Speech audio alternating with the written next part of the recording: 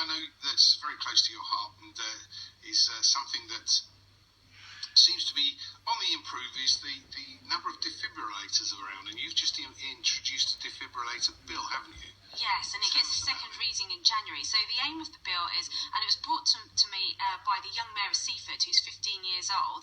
And the young mayor of Seaford? The young mayor of Seaford, whose friend's mum died of cardiac arrest at, I think it was a netball match, at a leisure centre where there was no defibrillator available.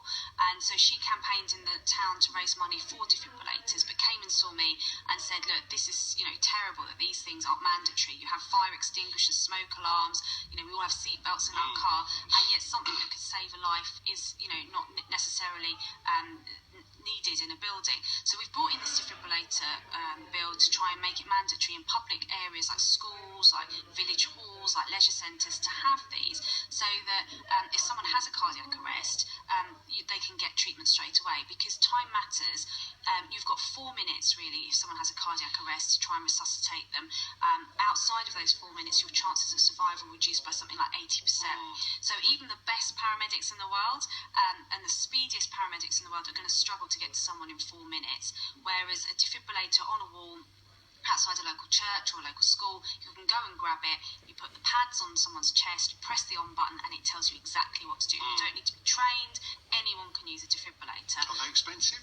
They're just under £1,000, so they're not a huge amount of money. Well, in the overall scheme of things these days, that's not a lot of money. That's not a lot. And charities like the British Heart Foundation, are supplying those. £1 million was given to the British Heart Foundation last month by the Department of Health, so that if you want a defibrillator, you can apply to the British Heart Foundation and they'll give you one.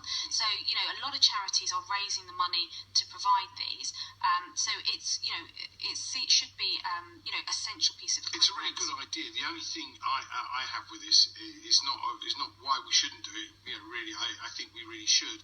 But how we actually protect these machines from the vandalism, because we have seen incidences of vandalism to these particular machines. They're open to all sorts of use, aren't they? No, absolutely. But the amazing thing about the new defibs is if they've got a Wi-Fi connection, they actually send a message to a central database, so that if their battery's running low or if it's run out of pads, or it will tell a central place that doesn't stop it being vandalised. It doesn't stop it being vandalised, but they'll pick up on that pretty quickly and can get it replaced.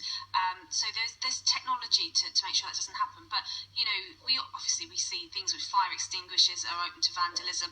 That's the nature of it. But I think with public awareness of how important these are, 12 young people a week in this country die from a cardiac arrest. We could 12 too many. 12 too many. And I think, if young people are aware of that, and our communities are aware of that, the chances of vandalism will become a lot less. Yeah, okay.